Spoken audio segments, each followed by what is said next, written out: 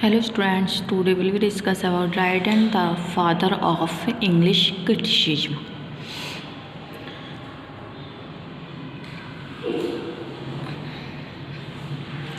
Dr. Johnson says Dryden may be properly considered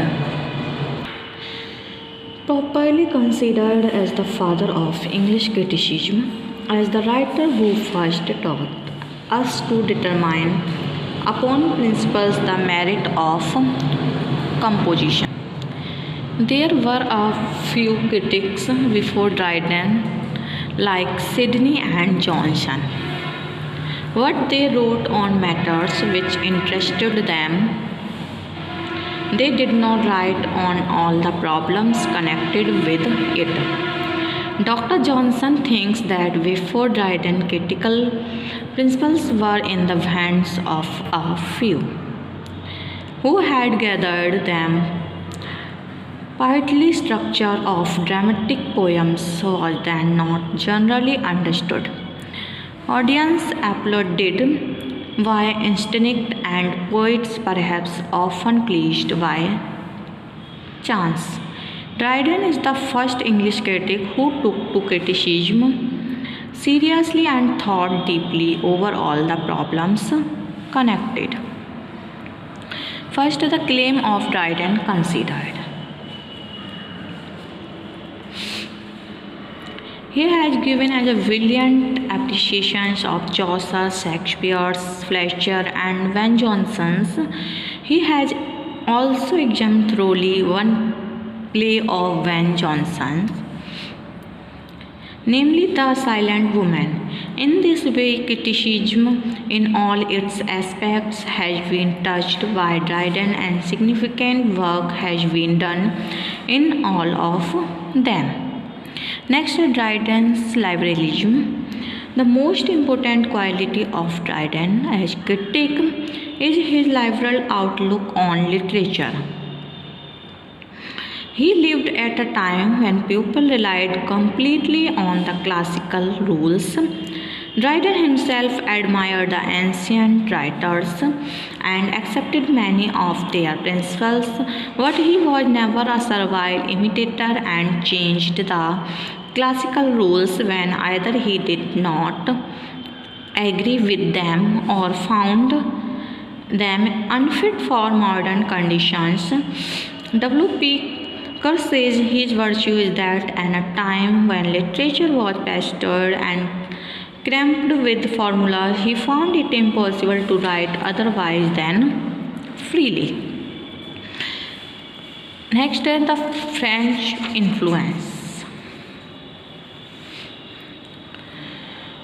The most important influence on English criticism at this period was that of the French critics like Saint-Evremond and the French dramatist Corneille. Dryden's greatness as a critic consists in the fact that he makes a discriminating use of all influences and always adds something of his own.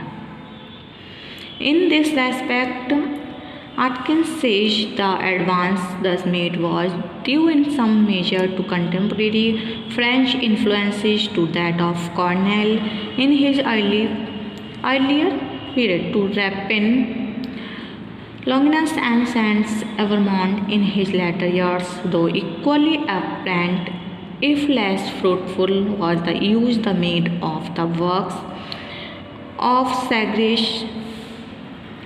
Now here, however, does Dryden's critical acumen stand out more clearly than in the discriminating use he adopts what was most vital in their theories. Next, no slavish imitation of the classical rules. In judging individuals, writers, and their works, Dryden did not depend so much on the classical rules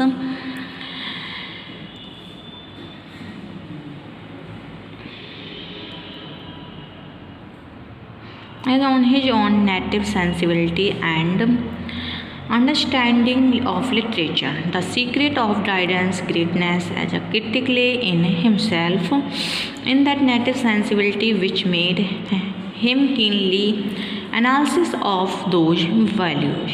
Capable also of a dispassionate psychological analysis of those values, what he found to admire in Shakespeare or Chaucer was based on no formal rules, but on his own instinctive reactions submitted to the rest of nature or region.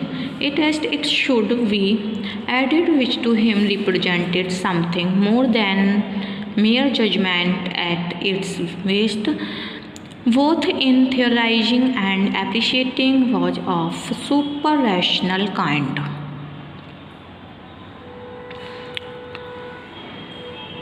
It sprang from an imaginative sympathy which soared beyond anything that the pure unnamed intellect could discern. Firmly based on his own impressions, his appreciations were something more than his results of acute analysis and sound reasoning. But these two played their part in confirming the faith that was in him. Next, historic sense. Dryden is the first English critic to make use of the historical method of criticism. He regarded literature as a mirror of the society, reflecting the characteristics of that age. The literature of each nation depends on the temper, genius, and climate of that nation, and therefore we should not judge the literature of one country with the rules of another. He says it is not enough that Aristotle has said so, for Aristotle drew his models of tragedy from Sophocles and Euripides, and if he had seen ours might have changed his mind. Or again he says what pleased the Greek would not satisfy an English audience. Therefore, he argued that we should judge literature in its proper historical perspective, taking consideration all the changes that took place in a particular age. In this connection, David Yates says that he was always eager to exploit the potentialities of new movements. Next, a comparative criticism. There is a special method of Dryden, the comparative method of criticism, when he wants to analyze the merit and demerits of any writer. He places him in comparison with some other ancient or modern writer. In this way, he is able to judge that writer in a better way, referring to the comparative method of Dryden. George Sainsbury says, by the time there was assembled a real magnificent body of modern letters,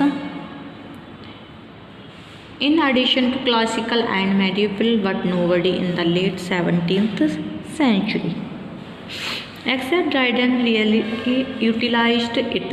He cannot realized take an author in hand,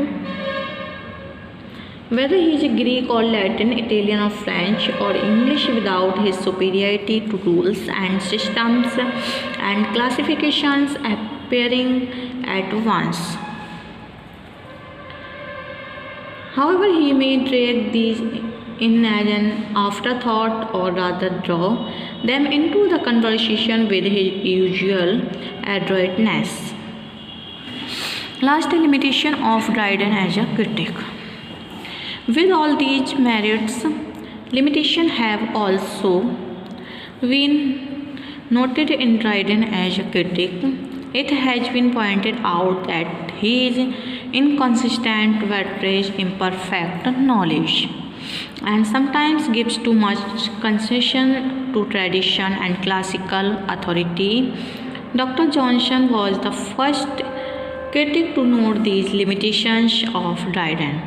Johnson points to inconsistency in his attitude to rhyming plays and his lack of scruple and even logic in refuting hostile critics or again in defending some license of his own. In addition, there were occasional inaccuracies in his statements. When he referred to tragedy of Queen Gorvodius or credited Chapman with explains he was possessed of no very profound learning. Despite appearance to the contrary, his critical doctrine being largely selection through thinking and experience. There are many things that are antiquated or conventional in his discussion of literary principles. He had his share of the literary of his age. His opinions are sometimes encumbered by the respect which he feels himself want to pay to established authority, and sometimes he condemns to hack work and compilations as were insists in much of the essays on satire and on epic poetry, but these limitations are insignificant in the face of his great achievements, and in the final estimate of they cannot detract from the essential soundness of his position as a critic. He lived in an age of changing critical values, but still he kept up the balance of mind and placed criticism on a high and sound footing for the guidance of future generation.